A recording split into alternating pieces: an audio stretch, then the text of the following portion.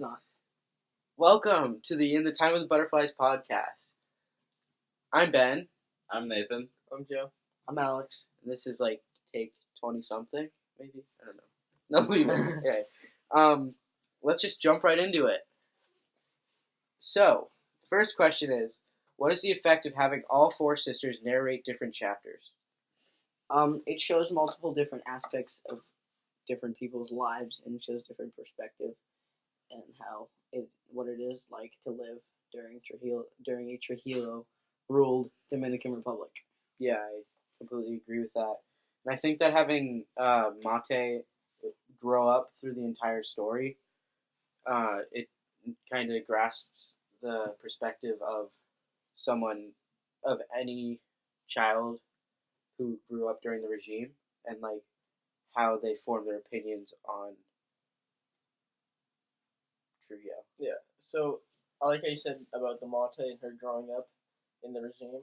I also thought about Minerva, the older sister, trying to start a family in the regime, and I thought how it was cool how you could see, like, someone who's trying to start a family in that time compared to someone who's growing up.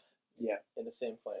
And it just kind of gives you like a sense of realism, and it's kind of Yeah, I liked having all the perspectives of all four of the sisters Mm-hmm. because it just like made the book way more interesting for me.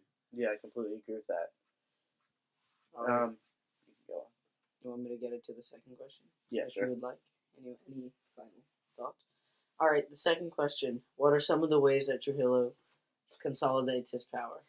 So I thought of this one as him So, in my opinion, he strikes. Well, I think in everybody here, he strikes fears in the eyes of the people. Yeah. Yeah. And he does that by setting these strict and these very dictators since he's a dictator, he's a very strong Go on. Someone's calling Who was it? So, and he uses his power as an excuse to sexualize a woman, and what he wants, he makes it happen.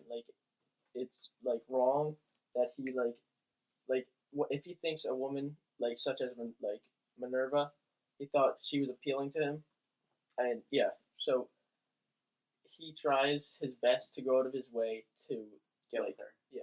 He sexually pressures women for his own will and his own well-being, not really caring for anyone else's thoughts. Yeah. Yeah. Just like what he wants, he takes. Yeah. And that's it. He kind of does it. Yeah, He no one. doesn't really look to hear anyone else's opinion, and that's besides sexual harassment or whatever. He does things without telling anyone else. Yeah, Yeah. He just kind of makes stuff happen, and it's like, do it and or else you die. and no one can really do anything about it because since he's the leader, Right. Yeah. like He has all the power. they can't stand up to him because then they'll be killed or punished. Yeah, absolutely. So the third question we have here is, what would you do if you're in Data's position? Would you go with the sisters or would you be afraid? Would somebody like to give a little backstory on that? So this is referring to when Dede has the decision to go with her sisters and kind of join the revolt and to fight against the regime. And she doesn't do it because what it comes down to is that she's just too afraid. And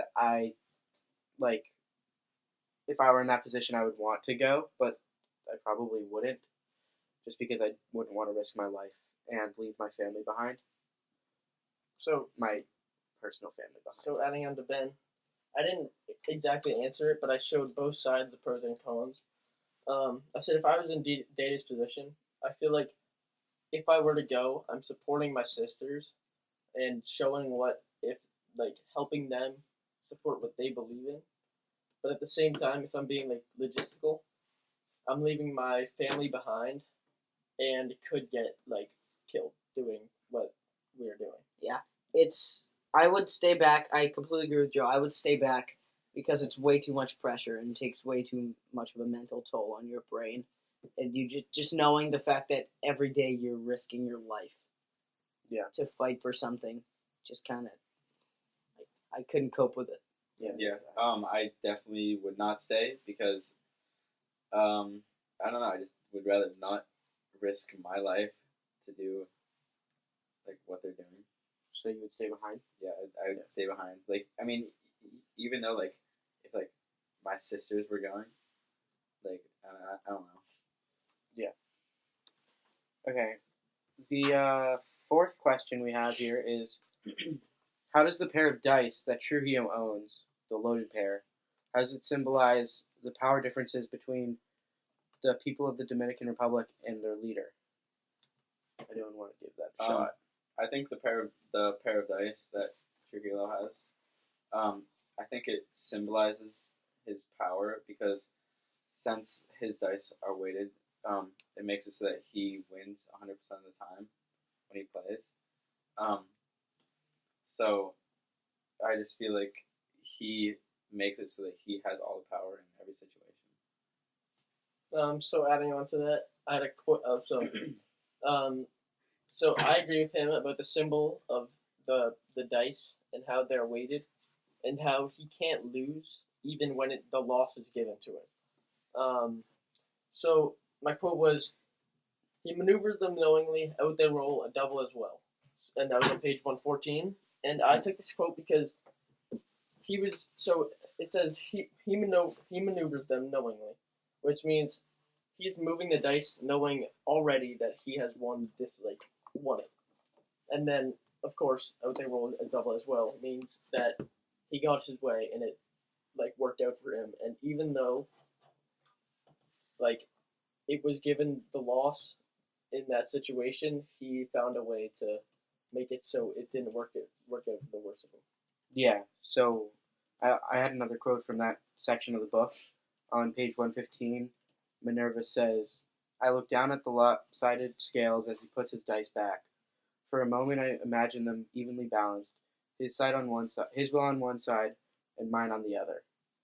And I just think that represents how Trujillo has such an unfair advantage against the people of his country. And when Minerva figures out that they're loaded, she ties with him, and it's a signal to Trujillo that his time as the leader might be coming to an end. Yeah. And then the fact that Minerva doesn't lose also could foreshadow the fight that could be coming to Trujillo's regime, and how Minerva could possibly outsmart Trujillo. Yeah, it's a little check for Trujillo. Yeah. That, All right. I thought it was very interesting that it was a tie. Mm-hmm. Yeah. That it kind of just showed him like, yo, She has mine. I got you. I Yeah. understand what you're trying to do here, and I'm not going to let that happen. All right. Next question. What is the meaning of the title and the time of the butterflies? So, the time of the butterfly. So the Mirabal sisters refer to themselves as Las Mariposas, which in Spanish means butterflies, and that means it's their time to defeat Trujillo in a Trujillo-ruled society. So it's not going to be Trujillo's time anymore. It's going to be the time of the butterflies. Yeah, I completely agree with that. I think it's saying, it might have been the time of Trujillo, but now it's the time of the butterflies, and it's time for the Mirabal sisters to take him down. So what I said is pretty much the same as you guys. I just worded it differently, and that it means that Trujillo's had his time to rule and just show and just totally dictate everyone in the way he wants. And I feel like the Mirabal sisters are showing him and changing that and making it making a difference and showing him that he can't do and decide everything even though it's wrong. Yeah. Do you have anything you want to say about this?